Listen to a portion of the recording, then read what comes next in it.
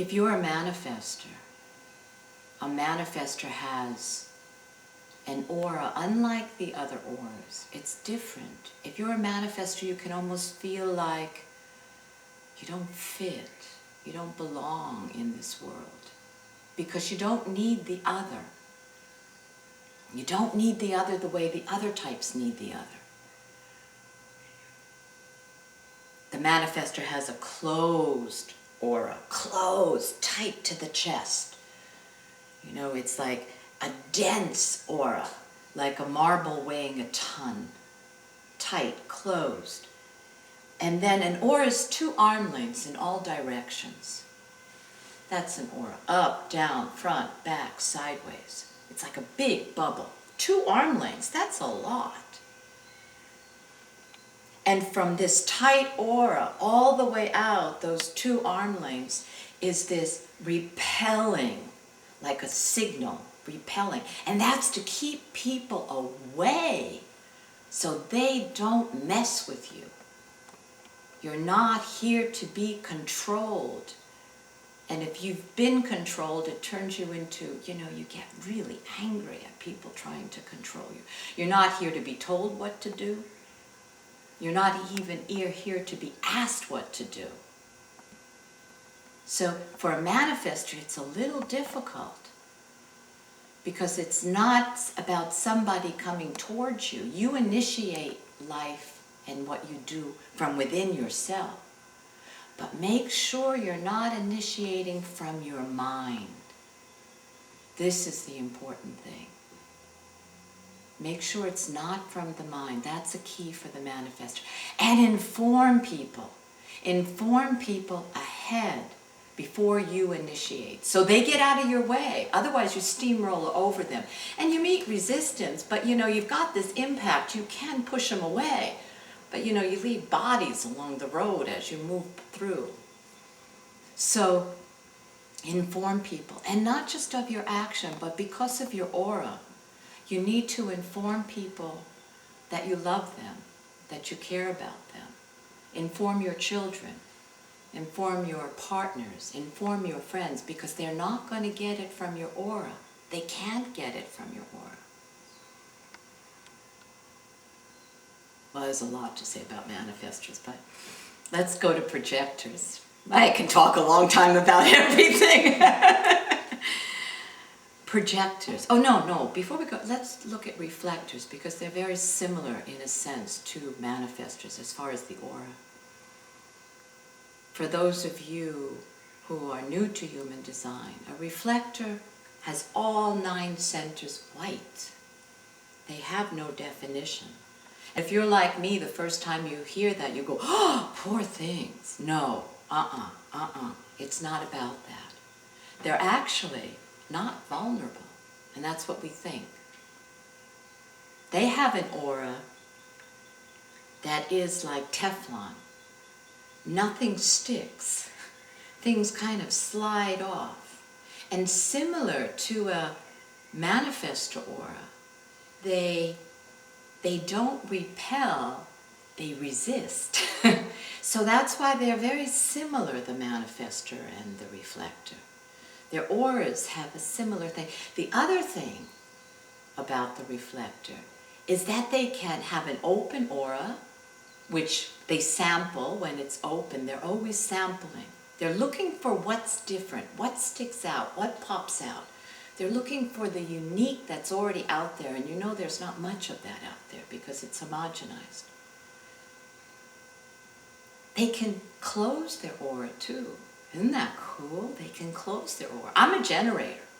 Generators have open auras. Open. We're totally open, and we envelop.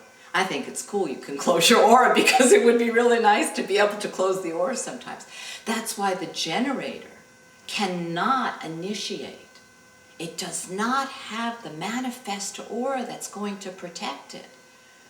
The generator has this open aura, and we've all been conditioned to be manifestors. Go out there and make it happen. But a generator with this open aura that goes out there to make it happen, and they hit that resistance from the other because we're not here to go out there and make it happen. we take that in. All generators, manifesting generators, they're all generators. The sacral being, the sacral center is defined.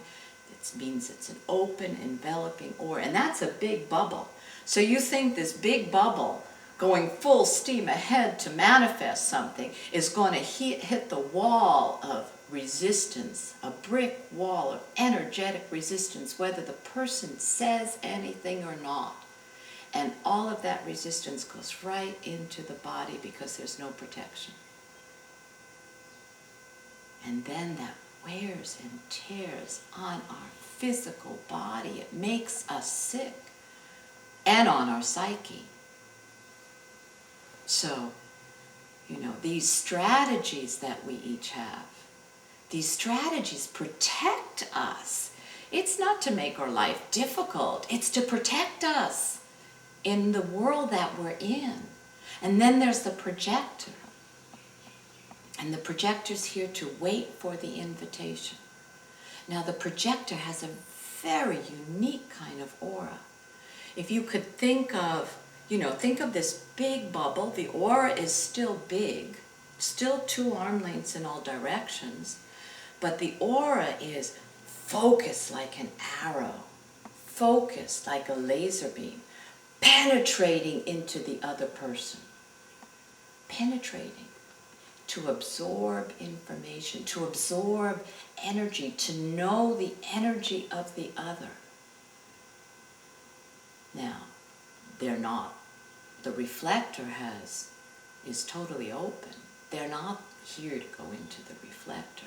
They're not going to get into the manifester with that closed aura. It's like trying to get through steel, kind of boomerangs back to them.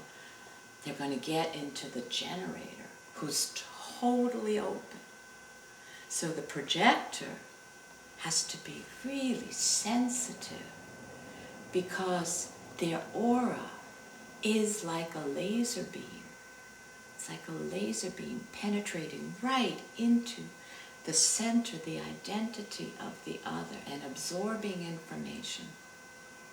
So for projectors, when I share with projectors, I always say, don't talk.